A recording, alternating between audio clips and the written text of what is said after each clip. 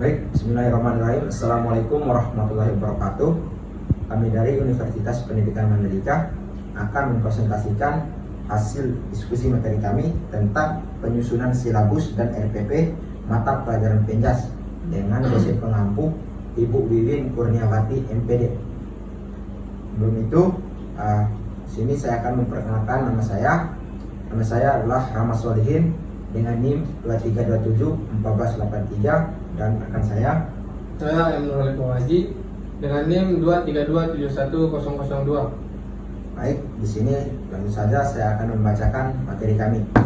Baik, di sini saya akan membacakan materi kami. Pertama, bab 1 pendahuluan. Latar belakang. Pendidikan jasmani, olahraga dan kesehatan merupakan bagian integral dari pendidikan secara keseluruhan yang bertujuan mengembangkan aspek kebugaran jasmani, keterampilan gerak, sikap sportif, serta nilai-nilai sosial peserta didik. Agar proses pembelajaran Penjas dapat berjalan efektif, seorang guru dituntut mampu merencanakan kegiatan pembelajaran secara matang dan sistematis. Penyusunan silabus dan rencana pelaksanaan pembelajaran menjadi langkah penting dalam proses tersebut. Silabus berfungsi sebagai kerangka umum pembelajaran, sedangkan RPP berperan sebagai rencana operasional pelaksanaan pembelajaran. Jangan main. Penyusunan silabus dan rencana pelaksanaan pembelajaran menjadi langkah penting dalam proses tersebut. Silabus berfungsi sebagai kerangka umum pembelajaran, sedangkan RPP berperan sebagai rencana operasional pelaksanaan pembelajaran di kelas atau di lapangan. Keduanya disusun berdasarkan kurikulum yang berlaku, kurikulum 2013 atau kurikulum merdeka, serta harus disesuaikan dengan kondisi dan karakteristik peserta didik, sarana prasarana dan lingkungan sekolah. Melalui penyusunan silabus dan RPP yang baik, diharapkan pembelajaran Penjas dapat berjalan terarah, efisien, menyenangkan, serta mampu mencapai tujuan pendidikan nasional yang menciptakan peserta didik yang sehat, aktif, dan berkarakter. B. Rumusan masalah. Yang pertama, apa pengertian silabus dan RPP dalam pembelajaran Penjas? Yang kedua, apa saja komponen yang terdapat dalam silabus dan RPP? Yang ketiga, bagaimana langkah-langkah penyusunan silabus dan RPP? Yang keempat, bagaimana contoh penerapan silabus dan RPP pada mata pelajaran Penjas? Yang kelima, manfaat penyusunan silabus dan RPP bagi guru Penjas. Yang ke-C, tujuan penulisan. Yang pertama itu menjelaskan pengertian dan fungsi silabus serta RPP dalam pembelajaran Penjas. Yang kedua, menguraikan komponen utama penyusunan silabus dan RPP. Yang ketiga, menjelaskan langkah-langkah sistematis dalam penyusunan silabus dan RPP. Yang keempat, menyajikan contoh konkret silabus dan RPP mata pelajaran Penjas. Dan yang kelima, memberikan pemahaman penting perencanaan pembelajaran bagi guru Penjas. D. Manfaat penulisan bagi guru sebagai pedoman dalam penyusunan dan mengembangkan perangkat pembelajaran yang efektif dan efisien. Bagi mahasiswa, membantu menciptakan pengalaman belajar yang menyenangkan dan sesuai dengan kebutuhan belajar jasmani. Bagi sekolah, menjamin keterlaksanaan kurikulum secara optimal dan berkesinambungan. Dan bagi peneliti atau mahasiswa, menambah wawasan dan referensi dalam perencanaan pembelajaran di bidang Penjas. Bab 2, pembahasan. A. Pengertian silabus. Silabus adalah rencana pembelajaran pada suatu mata pelajaran atau tema tertentu yang mencakup kompetensi inti, kompetensi dasar, materi pokok, kegiatan pembelajaran, indikator pencapaian, penilaian, alokasi waktu, dan sumber belajar. Silabus menjadi acuan utama bagi guru dalam menyusun rencana pelaksanaan pembelajaran. Dengan kata lain, silabus merupakan kerangka besar pembelajaran yang menggambarkan arah, isi, dan strategi pembelajaran yang akan dilaksanakan.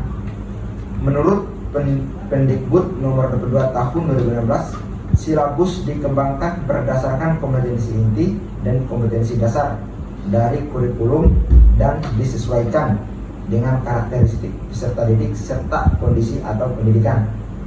B. Tujuan penyusunan silabus. Yang pertama, sebagai pedoman guru dalam menyusun RPP dan melaksanakan kegiatan belajar. Yang kedua, untuk memastikan seluruh kompetensi dasar tercapai secara efektif. Yang ketiga, menyusun pembelajaran yang sistematis, terarah, dan sesuai capaian pembelajaran. Yang keempat, memberikan gambaran menyeluruh tentang materi, kegiatan, dan penilaian yang akan dilakukan. Yang ke C, komponen silabus. Yang pertama itu identitas mata pelajaran seperti nama sekolah, mata pelajaran, kelas, atau semester. Yang kedua, kompetensi inti mencakup rumusan kemampuan utama peserta didik. Yang ketiga, kompetensi dasar mencakup kemampuan spesifik yang harus dikuasai siswa. Yang keempat, indikator pencapaian kompetensi mencakup tanda-tanda keberhasilan belajar siswa. Yang kelima, materi pokok mencakup pokok bahasan atau bahan ajar yang dipelajari. Yang keenam, kegiatan pembelajaran mencakup aktivitas yang dilakukan guru dan siswa. Yang ketujuh, penilaian mencakup teknik dan instrumen untuk mengukur hasil belajar. Yang kedelapan, alokasi waktu mencakup waktu yang dibutuhkan untuk mencapai kompetensi. Dan yang kesembilan, sumber belajar mencakup buku, media, atau sumber lain yang mendukung pembelajaran. Yang kedua, contoh silabus mata pelajaran penjas. Itu yang pertama itu komponen, terus identitas, kompetensi inti, kompetensi dasar, indikator, materi pokok, kegiatan pembelajaran, penilaian, alokasi waktu, dan sumber belajar. Yang ke E, pengertian RPP atau rencana pelaksanaan pembelajaran. RPP adalah rencana kegiatan pembelajaran tatap muka atau daring untuk satu atau lebih pertemuan yang dikembangkan dari silabus guna mengarahkan kegiatan belajar peserta didik agar mencapai kompetensi dasar. Menurut Pendikbud nomor 22 tahun 2016, RPP disusun berdasarkan silabus untuk mengarahkan kegiatan pembelajaran peserta didik dalam upaya mencapai kompetensi dasar. Dan RPP mencakup yang pertama itu tujuan pembelajaran, yang kedua materi ajar, yang ketiga metode pembelajaran, yang keempat langkah-langkah pembelajaran, dan yang kelima penilaian hasil belajar. Terus yang ke F, komponen RPP. Yang pertama identitas sekolah, mata pelajaran, kelas, dan semester. Yang kedua kompetensi dasar dan indikator pencapaian. Yang ketiga tujuan pembelajaran. Yang keempat materi pembelajaran. Yang kelima metode pembelajaran. Yang keenam langkah-langkah kegiatan pembelajaran seperti pendahuluan, inti, dan penutup. Yang ketujuh penilaian hasil belajar. Yang ke-8 media dan sumber belajar. Dan materi selanjutnya akan dibacakan oleh teman saya. Di contoh RPP mata pelajaran penjas.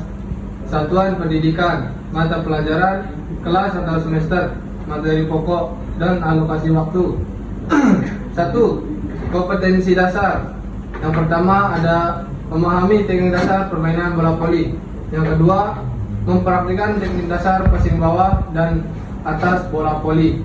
Yang kedua ada tujuan pembelajaran. Setelah kegiatan pembelajaran, siswa dapat menjelaskan pengertian passing bawah dan atas. Yang kedua, mempraktikkan passing bawah dan atas dengan benar. Yang ketiga ada menunjukkan kerjasama dan sportivitas. Yang ketiga ada materi pembelajaran. 1. Pengertian passing bawah dan atas. Yang kedua, teknik pelaksanaan seperti posisi tubuh, perkenaan bola, ayunan tangan. Yang ketiga, kesalahan umum dan perbaikannya. 4. Metode pembelajaran. Yang pertama ada demonstrasi. Yang kedua, latihan keterampilan. Yang ketiga, tanya jawab. Yang keempat, umpan balik atau feedback. Yang kelima, ada langkah-langkah pembelajaran. A. pendahuluan. Ada salam, doa, absensi, motivasi, dan tujuan pembelajaran. B. Kegiatan inti. Guru mendemonstrasikan passing bawah dan atas. Yang kedua, siswa berlatih secara berpasangan.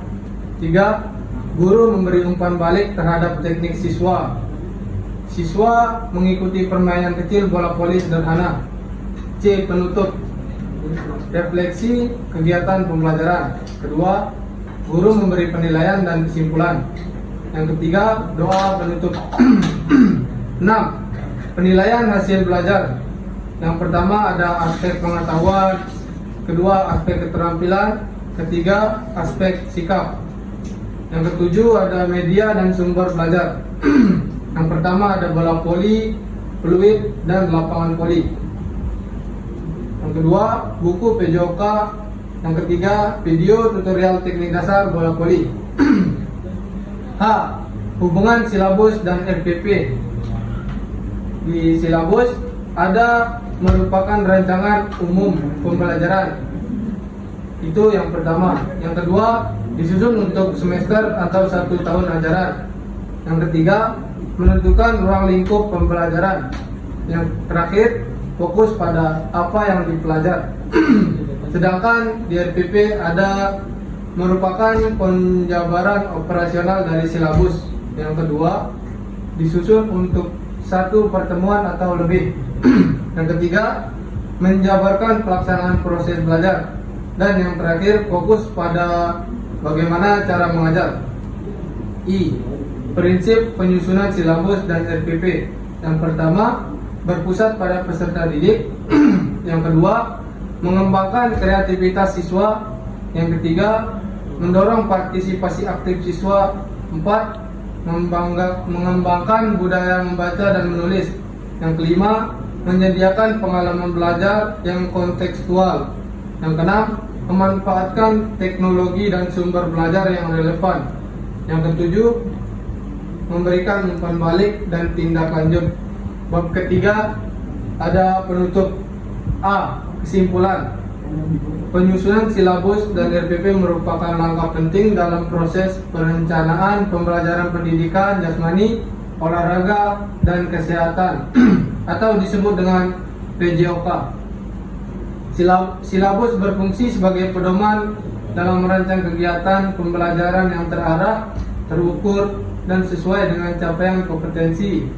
Sementara itu, RPP merupakan penjabaran operasional dari silabus yang berisi skenario pembelajaran secara rinci di kelas atau di lapangan.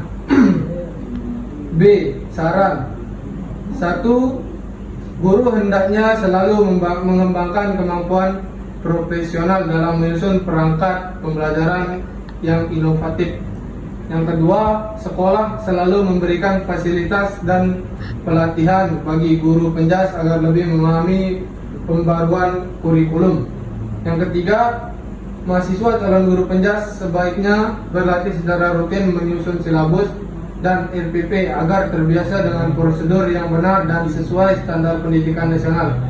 Dan yang terakhir, dalam praktiknya, guru sebaiknya selalu melakukan evaluasi dan revisi terhadap silabus dan RPP agar tetap relevan dengan perkembangan zaman dan kebutuhan siswa.